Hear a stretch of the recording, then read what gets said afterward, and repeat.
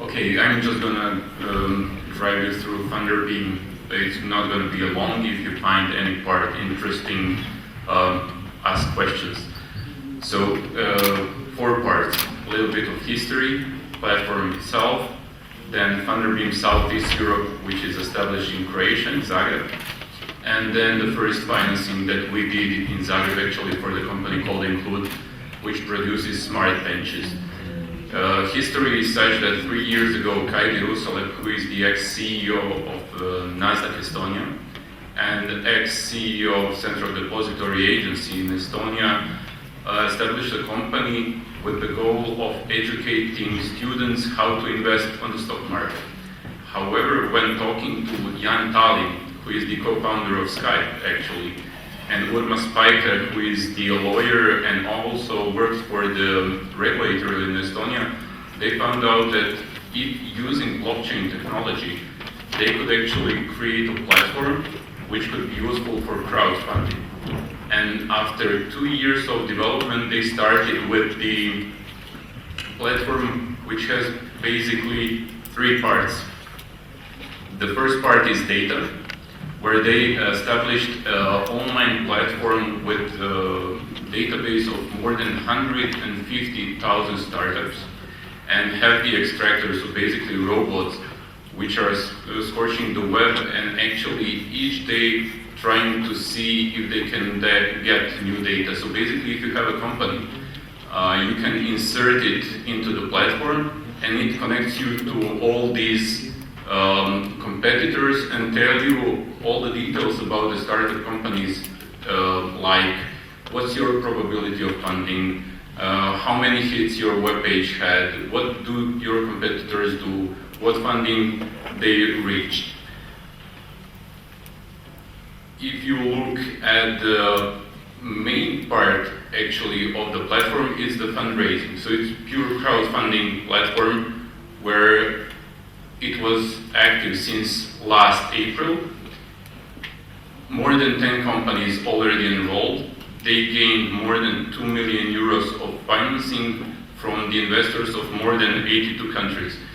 If we look at Croatian company Include, we started the campaign in February this year, and in 1 month time, although our goal was to reach 200 to 400,000 euros of financing, we reached 465,000.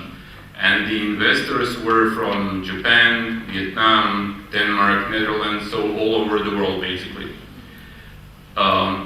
2 pillars we set. However, I think the biggest pillar that Funderbeam cracked is the trading. So Funderbeam is actually the only platform in Europe who offers crowdfunding, collection of money for startups, and then each investor, and the average ticket size for investments up to now was approximately 1,000, 1,300 euros. So as soon as the company gets the money, you get the tokens based on blockchain technology. So those are colored tokens, colored bitcoins, and Damir as investor can immediately trade. It's not a stock exchange because you have limitations, but then again, it's the first time in Europe that venture capital funds, angel investors, or private investors don't have to wait for 5, 7, 10 years for the company to go bankrupt or to succeed, because in the startup world, don't worry, 9 out of 10 companies go bankrupt. Our clients are actually, on the one hand, startups, which need the money, however, are restricted in getting the money. If you look at Croatia, last year, it was only 12 million euros compared to Switzerland with 1 billion. 12 million euros of investments into startups. Slovenia much better, 120 million. I don't know the data, I couldn't reach it for Macedonia. I'm not really sure that it's much than those 2 countries. However, when we started operation in Croatia, everybody thought, well, the market is not ready, nobody is going to invest, but we found out the complete different situation. Basically, a lot of people have money in the market, and either they don't know how to invest into startups because it's not transparent enough, they just couldn't find a way. Funderbeam solved this part. If you look at the competitors have parts of or bits of what Funderbeam does. Either they have data, either they have funding, either they have trading, or blockchain, which is only Funderbeam currently. And Funderbeam goes throughout the whole process. So this is a little bit of history and the platform itself. If we talk about Funderbeam Southeast Europe, Funderbeam started operation in April last year, and Zagreb Stock Exchange actually made a joint venture in September 2016 for Southeast Europe, where Zagreb Stock Exchange is 20% owner of the company, 80% is with Funderbeam, with the goal to promote small investments in the region, so below SMEs, to get, as Hannes said, the whole value chain, startups, SMEs, and corporates. And went to the regulator and got, both from Estonian regulator, both from Croatian, and now we are discussing it with the Slovenian regulator, no action letter. Which means basically that the regulator stated, as long as you work in this respect, with these limitations, we have no problem with you. The first indicate I already told, so February this year, a guy established a company, he was 18 at the time, now he's 21, with producing solar benches. Couldn't get financing because for financing, all the venture capital funds actually asked him to move the headquarters either to Netherlands or to UK or to the USA. However, Funderbeam collects investors from abroad and does not force the company to move anywhere. Actually, it does not provide the company with limitations that venture capital funds would do. So the company collected money. Today, they're actually increasing the capital through the court registry and started exporting to Australia, Saudi Arabia, Czech Republic, Slovakia, and all the countries actually in the world. That's basically the mode of operation of Funderbeam. If you have questions, raise it immediately, because later on, my experience, nobody asks questions.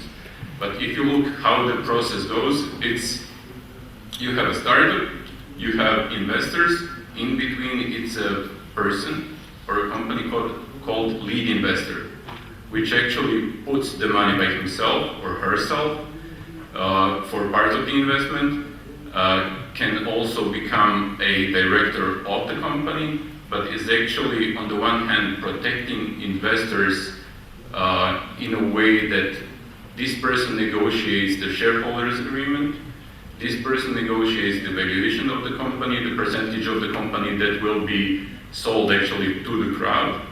And on the other hand, it's usually a person well known to the market and to the market community, which can help the startup.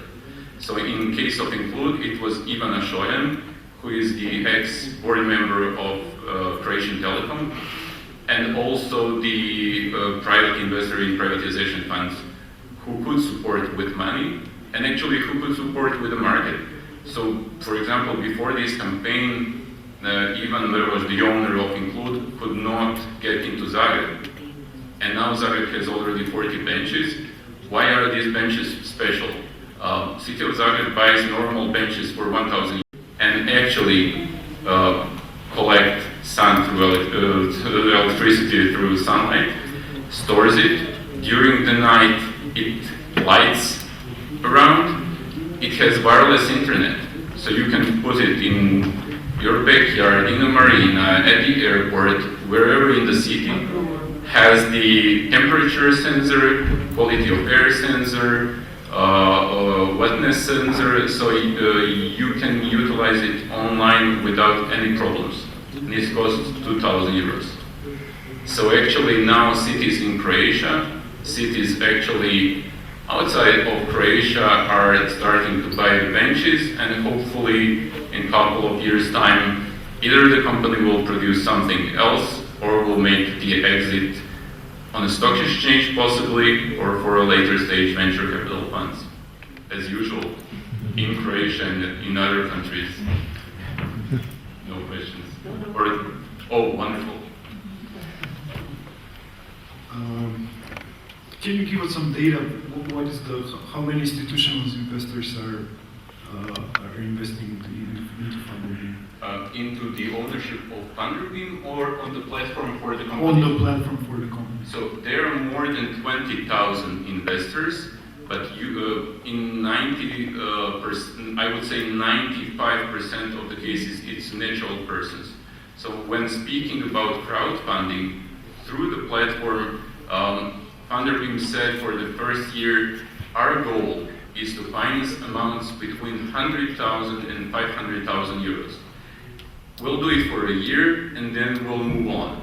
So if you look at the investments of 100,000 to 500,000 euros, it's not something that is interesting for institutional investors, but they will come because you have the liquidity. Actually, when I speak with venture capital funds in Croatia and Slovenia, they say usually we are locked up for 5-7 years.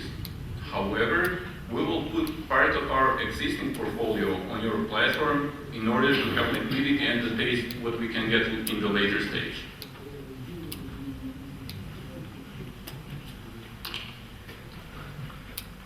Yeah. So I was wrong regarding the question, sorry.